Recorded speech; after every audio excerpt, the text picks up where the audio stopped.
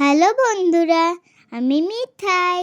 আমাদের স্কুলে কি কি ডেকোরেশন হয়েছিল তোমরা একটু দেখে নাও। তোমাদের যদি একটু ভালো লেগে থাকে তাহলে লাইক, কমেন্ট অ্যান্ড শেয়ার করো।